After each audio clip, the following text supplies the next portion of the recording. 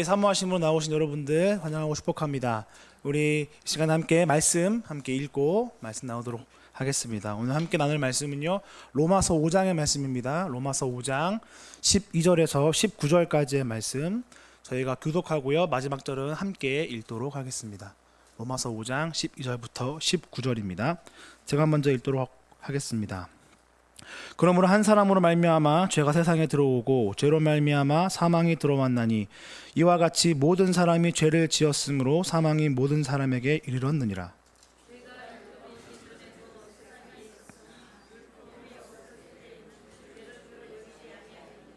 그러나 아담으로부터 모세까지 아담의 범죄와 같은 죄를 짓지 아니한 자들까지도 사망이 왕노릇하였으니 아담은 오실 자의 모형이라.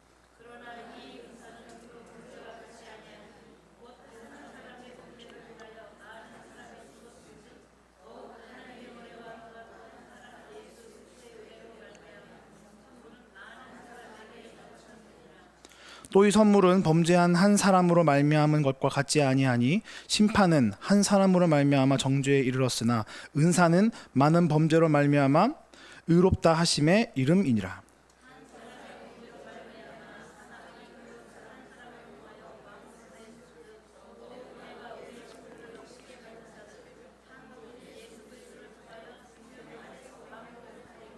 그런즉 한 범죄로 많은 사람이 정죄에 이른 것 같이 한 의로운 행위로 말미암아 많은 사람이 의롭다 하심을 받아 생명에 이르렀느니라. 19절입니다. 한 사람이 순종하지 아니함으로 많은 사람이 죄인 된 것 같이 한 사람이 순종하심으로 많은 사람이 의인이 되리라. 아멘. 오늘 본문인 로마서는 여러분 잘 아시겠지만 로마 교회에 보내는 사도 바울의 서신입니다. 특별히 로마 교회에 있었던 유대인 그리스도인들과 또 이방인 그리스도인들 사이에 있었던 분열과 갈등을 해소하기 위함이 이 로마서를 쓴 이유 중 하나입니다. 로마 교회는 사도 바울이 세운 교회는 아닙니다.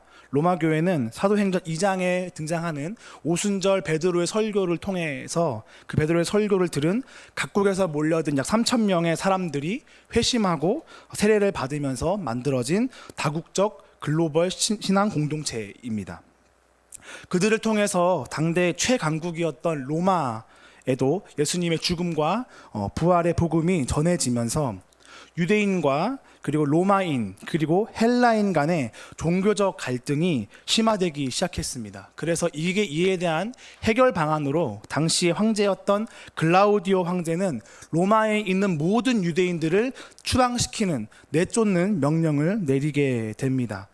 그 일로 인해서 유대인 그리스도인들과 이방인 그리스도인들이 함께 지냈던 이 로마 교회에 이방인들이 잠시 자리를 비우게 되는 일들이 일어납니다. 당연히 교회에 이제 섬기던 유대인들이 없어졌기 때문에 남아있는 이방인들이 섬겼어야 했겠죠. 그래서 또 없으면 없는 대로 이방인 그리스도인들이 또 교회를 잘 섬기다가 이 유대인 그리스도인들이 다시 돌아오게 되면서 이들 안에 여러 가지의 문제로 갈등과 분열이 있었던 것이었습니다. 그렇기 때문에 사도 바울이 이 로마서를 쓰게 된 것이고요. 그리고 이 로마서의 핵심 내용은 오직 의인은 믿음, 구약에서 중요하게 여겼던 족보나 신분이 아니라 그 누구나 믿음으로 말미암아 의롭다 칭함을 받아 구원을 받는다라는 것입니다.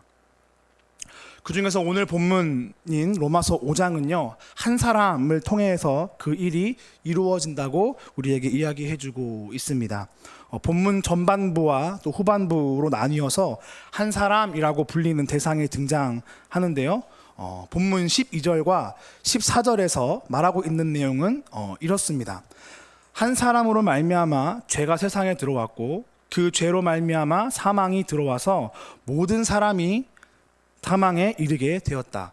죄는 율법이 있기도 전에 있었고 당시 율법이 없을 때에는 죄를 규정할 수 있는 기준이 없었기 때문에 죄를 죄로 여기지 않았다. 그러나 율법이 없었음에도 불구하고 모든 사람, 심지어 죄를 짓지 않은 사람들에게까지 사망이 왕노릇하게 되었다. 여러분, 이 부분에서 등장하는 한 사람이 누구인지 아시겠습니까? 아담이죠. 네, 그렇습니다.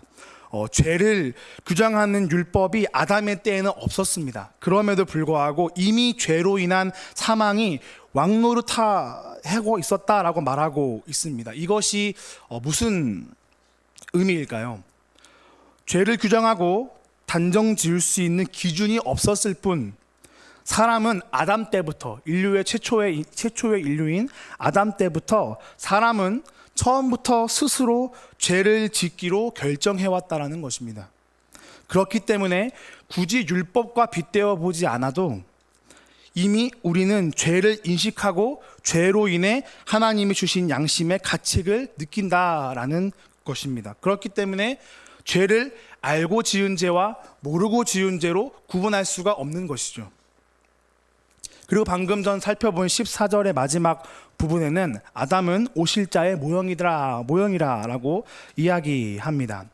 하나님이 아담을 통해서 분명히 무언가를 하시고자 하셨던 것이 있으셨다라는 것들을 알 수 있는 대목이라고 생각됩니다. 어쩌면 오실자의 모형이라는 것이 아담의 존재의 이유와 목적이었다고 볼 수도 있을 것 같습니다. 그렇지만 우리가 모두 다 잘 알다시피 그 아담은 죄를 지음으로 인해서 하나님의 목적하신 바를 이루지 못하는 상태가 되어 버렸습니다. 이 일로 인해서 하나님은 본문 후반부에 또 다른 한 사람을 세우십니다. 오늘 본문 15절인데요. 우리 15절 말씀을 함께 같이 읽어보면 좋겠습니다. 그러나 이 은사는 그 범죄와 같지 아니하니 곧 한 사람의 범죄로 인하여 많은 사람이 죽었은즉 더욱 하나님의 은혜와 또한 한 사람 예수 그리스도의 은혜로 말미암은 선물은 많은 사람에게 넘쳤느니라. 네, 아멘. 15절부터 등장하는 한 사람은 누구입니까? 바로 예수 그리스도시죠. 제가 이 부분을 우리말 성경으로 한번 다시 읽어드리겠습니다. 그러나 하나님이 그리스도를 통해 주시는 은사는 아담의 범죄와 같지 않습니다.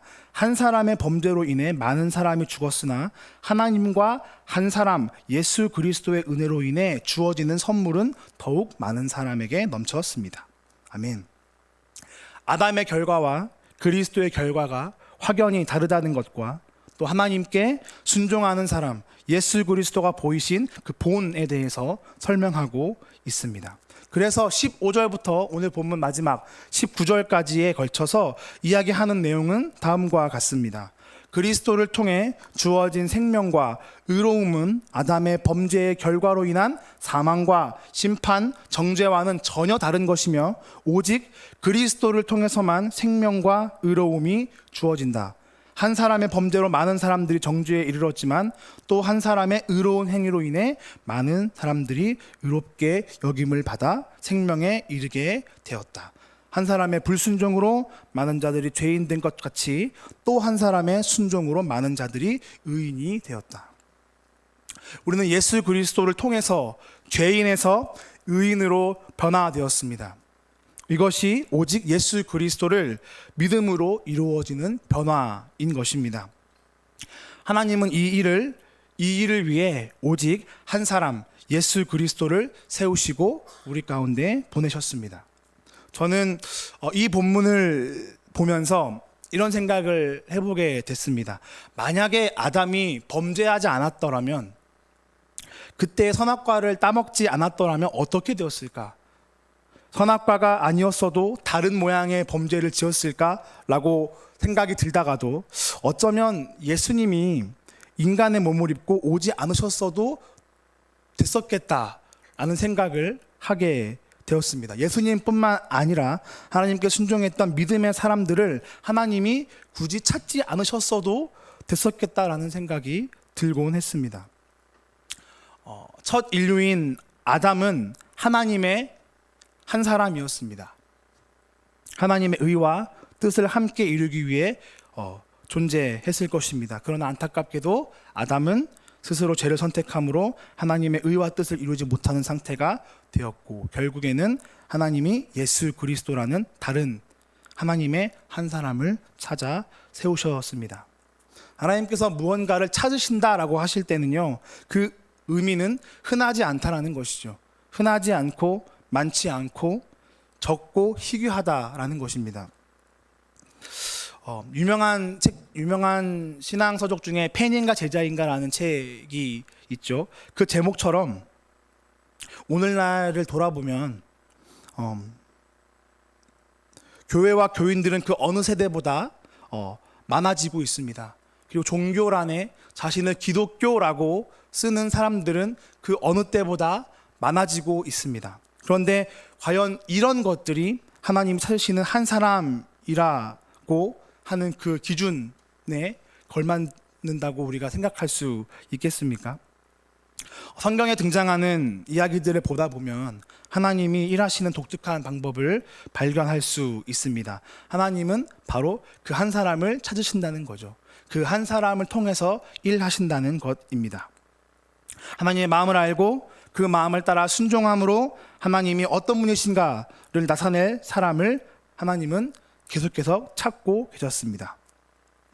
그 한 사람의 시작이 아담이었고 아브라함과 이삭과 야곱과 여러분들이 아는 그 모든 성경 속의 인물 한 명 한 명이 하나님이 찾으시고 세우셨던 하나님의 한 사람들이었던 것입니다. 그리고 그 한 사람의 정점이 바로 우리 예수 그리스도시죠. 예수님을 통해서 하나님의 뜻을 이루셨으니까 이제는 더 이상 하나님이 한 사람을 찾지 않으셔도 될까요? 아니죠. 하나님은 여전히 그 한 사람을 찾고 계십니다. 하나님은 하나님의 일을 하실 때 사람을 통해서 일하셨고 많은 수의 사람, 능력 있고 인기 많고 어딜 가나 부족해 보이지 않는 사람, 하나님은 이런 사람들을 세우지 않으셨습니다. 연약하고 보잘것없고 기대할 만한 것이 아무것도 없는 사람, 그러나 단 한 가지 하나님을 두려워할 줄 알고 하나님 앞에 순종하는 한 사람을 하나님은 찾으시고 그 사람을 통해서 항상 주님은 놀라운 일을 베푸셨음을 우리가 알 수 있습니다. 혹시 이런 생각하시는 분 계십니까? 하나님의 일은 사역자나 교역자나 목회자들이 하는 거지 나 같은 평범한 사람은 하나님이 못 쓰셔라고 생각하시는 분들 계십니까? 여러분, 그렇게 생각하시는 분들 계시다면 오늘 이 시간에 그 거짓 메시지를 여러분 예수 그리스도의 이름으로 끊으시기 바랍니다. 여전히 우리의 현실 속에서 우리의 삶 속에서도 하나님의 역사하심이 필요합니다. 하나님의 놀라운 역사가 필요한 부분들이 우리의 삶 안에 있지 않으십니까? 그게 가정일 수도 있고요, 직장일 수 있고요, 사업장이든 교회든 모든 관계든 그리고 모든 일과 모든 문제들 사이에 우리는 하나님의 역사하심을 필요로 하고 있습니다. 이 놀라운 하나님의 역사하심을 경험하기 위해서 여러분 우리는요, 우리 스스로 나의 삶의 주인이 되고자 하는 그 마음, 내가 원하는 대로 하고자 하는 그 마음을 계속 우리는 돌아보고 점검해야 할 것입니다. 아담은 하나님의 첫 번째 한 사람이었습니다. 그렇지만 죄를 범함으로 끝내 하나님의 한 사람이 되지 못했죠.